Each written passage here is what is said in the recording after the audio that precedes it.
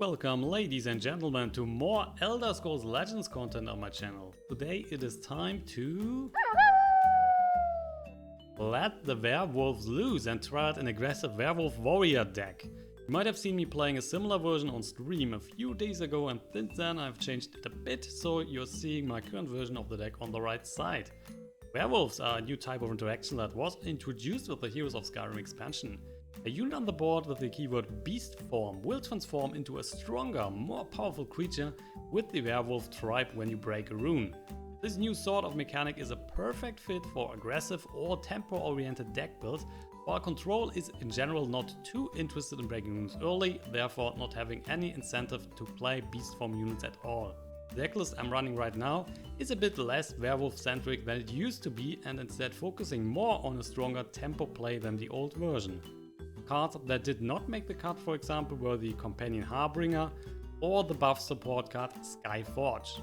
While these cards are not bad by any means, they were also not providing me with more value than a pure power drop like a Young Mammoth on turn 3. An excellent new addition to any sort of aggro deck is the 2 Magicka spell Shieldbreaker. It functions both as a damage increaser and a guard remover, giving you so often the ability to sneak in some extra damage when your opponent is not expecting that. Really, there is nothing better than seeing your opponent dropping some hefty guards and you just don't care for it at all. While we are also talking about new cards, you are seeing Aela the Huntress in the deck. She's another new beast card, and probably some of you might ask if you need her. Well, to be honest, you do not need her, but she's a cool werewolf tool that is good for some additional damage or a kill on a unit. If you're going to cut her, I would probably adding an Earthbound Spinner to the deck. As you can see right now, there is not a single copy in it, and the reason for that is the Magicka curve, which would be too focused on 4 Magicka in that case. So if you're interested in adding 3 Earthbound Spinners, for example, you would then need to change some of the 4 Magicka units as well, otherwise the curve will not be perfect anymore. Another replacement for Aela would also be a good old Savage Ogre for additional burst damage. Not a huge fan of that right now, because the Ulfric Zealot is already a pretty nice burst option anyway. And that's more or less summing up the deck. After this little introduction, we are now playing 2 games that will show you how much potential lies within the deck, so please enjoy that, and if you like the stuff that I'm doing, don't forget to leave a like or free subscription to the channel. So here we go, first game is against an assassin. Potentially this one is playing some mid-range stuff or so. And we have the Alit here, we have the Grimshield Brother Shieldbreaker. I like to drop the Shieldbreaker for now, would assume, so we're just starting with the Alit and the Grimshield Brother. Oh, getting another one. Interesting. So what we are doing is probably going to the first Alit here and then going to the Grimshield Brother, so this one is activated instantly if our opponent is not countering that with, for example, a Murkwater Witch, or if he's dropping a Fighter's Guild Recruit, then that we are totally fine. It's down to 28, we can push 3, breaking the first rune, and Grimshield Brother is getting activated instantly. Yeah, that's happening. He's not doing anything on his first turn, on the second turn rather. So Grimshield Brother coming, getting buffed, gives us drain, excellent stuff. Plus, of course, we have a 3-4 then here in the lane as well, good for some trades. More damage is incoming with the Windkeep Spellsword with the Alit. Would also be nice to have not something else to play another werewolf here, because we are obviously breaking another rune. Even if only one unit is attacking, then we are just dropping the Alit. So a Circle Initiate or something like that would be really good. At 3, our opponent is now dropping Sanctuary Pet. So he's probably shagging the drain, which means we can trade kinda goodly. Man, that's the Huntmate. That's not too bad, so let's trade here still. I would say we are going Windkeep and Alit, so he's down to 23. And then we're playing the Huntmate on the next turn. Gives us a stronger board than just dropping the Huntmate right now, which is then not getting into the werewolf anyway. So we're redrawing 1, we are redrawing 2 in the next couple of turns with the Jarl. 1 Lightning Bolt. This one's going down. So Huntmate is coming here, of course. 2 more, 3 more. That's 5. He's down to 18. And the sound, by the way, is the only reason we are playing the deck, obviously. Moonlight Warbad. He's going for a trade here. He could have used that on the right side and hoping to just go phase all the time and draining. But he decides to go for a trade, so I would assume that our 4-4 is going down. Especially if he has something for the smaller units here. So he's draining back to 22. Which Which means we are on the other hand playing Haunting Spirit and the Windkeep Spellthought on the next turn. Double Goblin Skulk incoming, plus a Firebolt. That means the Windkeep Spellthought as it is right now would be going down. But there is more coming. So let's see how we handle that. And because if he's killing the Haunting Spirit, we would buff another unit. Not that easy of a board to kill, and we get maybe something useful here. Garnag.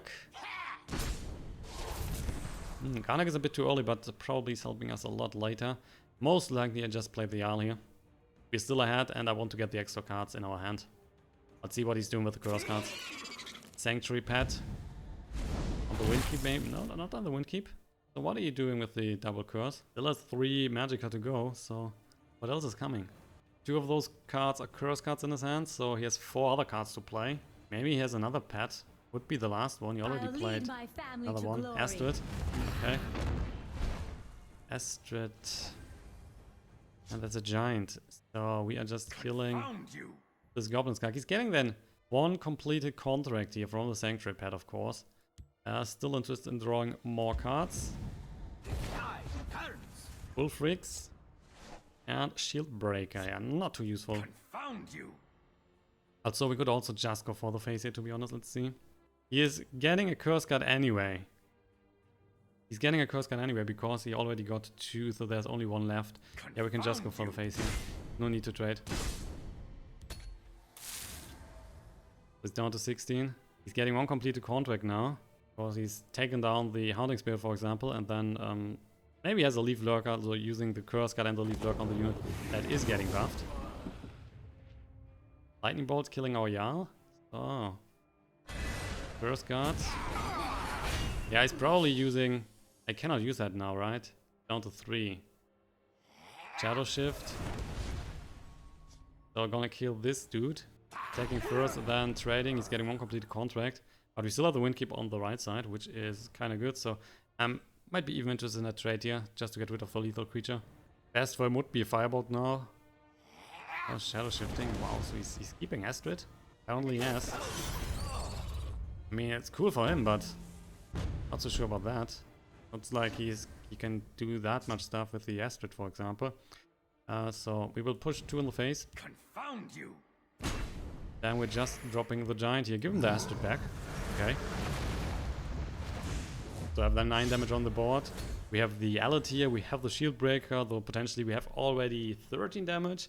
Plus, I'm very interested in playing the Garnag on the next turn. Cliff Racer. Okay, that is helping him. Getting rid of the Giant. Just give me a name. And a Brothers Slayer. Which is alright, I would assume. Another Jarl. No need for that right now. So what we are doing, we will just go for the Garnag here. We're pushing 2 in his face. The Garnag and the Ulfric, which is another really strong unit. Brothers Slayer alone right now is not good enough to kill the Windkeep Spellthought, so he would need something else. Maybe a Firebolt or something, then he can kill that. But then he still has the problem that there's a Garnag on the left side, that there is a Ulfric on the left side. These are dealing 9 damage, and because we have more damage in our hand, he's then going down. If he's killing the Ulfric, we're getting a Heavy Battle Axe, which is another 4/1 item, so a lot of damage incoming. As far as we have only... As long as we have 1 creature on the board, everything is fine. Oh, he's hitting that, okay. Why are you hitting that? He could play an Ice Storm, but then the Garnag is still surviving. If he has not also, for example, a Firebolt in hand, then he could kill everything. Cliff Racer. Are you hitting the Garnag? Or what is helping you? Ulfric is going down. Which means right now we have 6. We can buff 4, we can buff 2, we can buff another 2. Astrid. Potentially the game is over. But we will find that out pretty soon. So that is, we can push it to 12. That's exactly what we need, right? Yeah. So let's just go. We have, oh wait, we are missing 1. That doesn't matter, so we need to hope that the Windkeep is not dying here. I would say instead of the Shield Breaker, then we will go for the Alit. So let's push it the 8 in his face here. Okay, something's incoming, so we still have the chance to use the Shield Breaker if he has a ward here. It is. Fight is good to good, and then we can just go for the Shield Breaker. Yeah, that's good. That's why we were waiting here. Either going for the Alit then or the Shield Breaker. If there's a unit like the Fight is good, we can just go for the base, and with that we're winning the first game kinda easily against the Assassin. So game 2 will be against the Crusader, And you can expect another very aggressive matchup here. So the Crusader normally just starting with Rift Saints early on. That's a 4-2, pretty heavy amount of damage that you can push early on. And if he's then just going the super aggressive route, there's a lot of stuff incoming early. Could also play the mid-range version, that is then also using Praetorian Commanders, or you could even play a control version. Not seeing that many Crusader controls on the ladder, but these are all very strong. And Crusader is a class I really like, similar to Monk. So whatever you're playing with the Crusader, I always like that. So he's starting with the Bruma. That would give him some healing. I'm not a huge fan of giving him healing, so probably Windkeep is good against that. Just gonna drop that here, then we are trading. Normally you're not really interested in a trade, but from time to time it's very useful, especially in this situation. If he's just dealing more and more with the Bruma, that is not helping you at all for your game plan. He's pushing 3 in the face. And he's going into... Oh wow. Riverhold Escort, really? Well, that is unexpected, to say last. Oh well, okay, so Haunting Spirit it will be. Are we still hitting that? I mean, if he's pilfering here, he's moving to the other lane anyway. I guess he's not pilfering, so we need to kind of hit him here. Confound you! Otherwise, if we're not doing that, we have the problem that, yeah. I mean, it's also not very cool, because then he might kill the Haunting Spirit, but more or less have to do that. If we're not hitting him in the face here on the Riverhold, we just have 5 damage, so we cannot kill the unit. And then he still can get more life with the Bruma. A little distraction might. Loud as Illusionist. Oh, that's a kill. Shitty kill, he's healing. We should still not attack here. Yeah, he's not attacking. Good boy. Sower of Revenge. Can now go for the Ulfrics. We can go for another Haunting Spirit, so the one Haunting Spirit would buff the other Haunting Spirit. But to be honest, that's okay. So let's just hit the Riverhold again. And probably next turn Sower of Revenge. We're definitely interested in killing the Bruma here as well. So Riverhold, Escort hopefully going down. Bruma's then going down.